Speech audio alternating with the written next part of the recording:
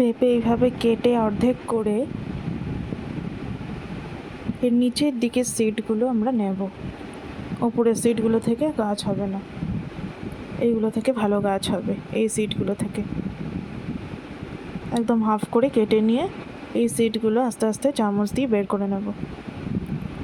এর মধ্যে পেঁপে সিড চেনার জন্য একটা বেস্ট উপায় হচ্ছে ডার্ক সিডগুলো, যেগুলো হচ্ছে ব্ল্যাক কালার, সেগুলো হচ্ছে সাধারণত হয় মেল সিড, আর লাইট গ্রে সিডগুলো ফিমেল সিড। তো সেই অনুযায়ী দেখে নিয়ে আস্তে আস্তে এগুলো একটা বাটির মধ্যে ট্রান্সফার করে নেব, একদম ধীরে ধীরে, যাতে সিড ইনজিওর্ড না হয়ে যায়।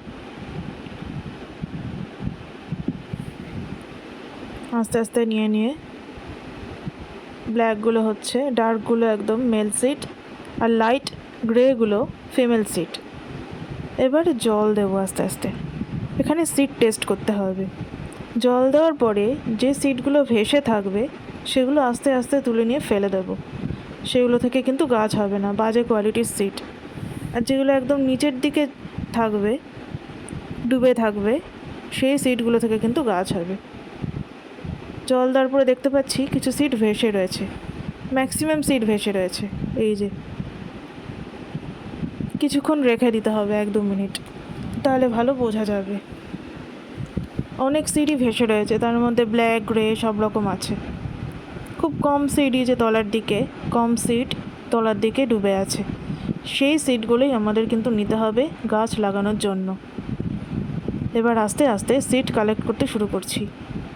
ওপরে যেগুলো ভেসে আছে আগে ওগুলো সাবধানে হাত দিয়ে তুলে বা ছোট ছাঁকনি দিয়ে তুলে, এটা ছাঁকা যাবে না কিন্তু, ছাঁকলে কিন্তু সব শুদ্ধ চলে যাবে। ওপরের সিডগুলো হাত দিয়ে আস্তে আস্তে তুলে নিতে হবে, যেগুলো ভেসে আছে ওগুলো থেকে কিন্তু গাছ হবে না, হলেও বাজে কোয়ালিটির হবে। কোয়ালিটি অনুযায়ী তলা সিডগুলোই ভালো। আস্তে আস্তে তুলে নিই। এই যে তলায় খুব কম সিড ছিল, এই সিডগুলো থেকে কিন্তু ভালো গাছ হতে পারে। এবার দেখা যাক, এগুলো এবার প্ল্যান্ট করব।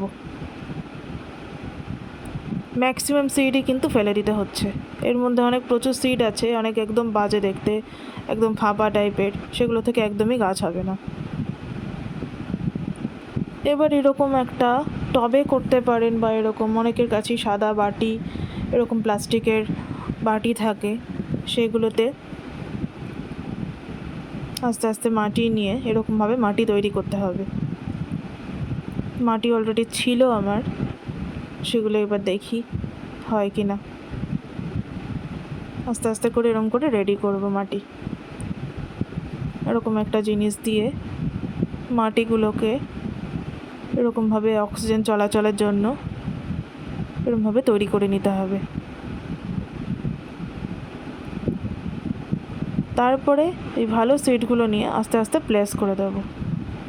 মাটির ওপরে অল্প অল্প করে প্লেস করে দিলেই হবে, মাটির ভেতরে পুঁতে দেওয়ার দরকার নেই।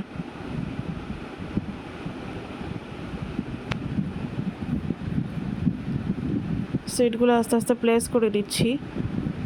পার বাটিতে 3 থেকে 4টে সিডগুলো দেওয়ার পরে এবার আস্তে আস্তে জল দেব। জল যেন খুব বেশি না হয়ে যায়, ওটা দেখতে হবে। যে পরিমাণে গরম বেড়ে গেছে কলকাতায় গাছের পরিমাণ কিন্তু অন্য যে কোনো ভারতবর্ষের শহরের থেকে খুবই কম। ওই জন্য আমাদের সবাইকেই গাছ লাগাতে হবে। যেখানেই ফাঁকা মাটি পাবেন একদম গাছ লাগাতে হবে, বড় বড় গাছগুলো।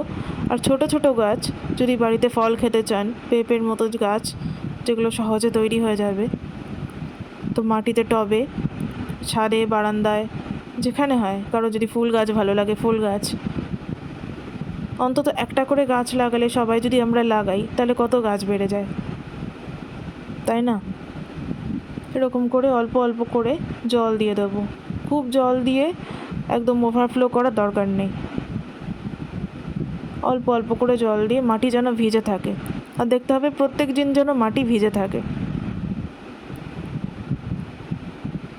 এরকম করে অল্প অল্প করে জল দিয়ে দেবো। আর এটা প্লেস করে রাখতে হবে এমন একটা জায়গায় যেখানে কিন্তু খুব একটা সানলাইট যেন না পৌঁছায়, হালকা নরম আলো। পূর্ব দিকে রাখলেই ভালো, যেখান থেকে সূর্যের নরম আলো এসে পড়ছে, কিন্তু দুপুরের ওই বাজে রোদটা যেন না লাগে, তাহলে কিন্তু পেঁপে গাছ ভালো হবে না। আর এখন তো অঙ্কুর বেরোবে, এর জন্য কিন্তু খুব ক্ষতিকারক, তো কম আলোয় রাখাই ভালো।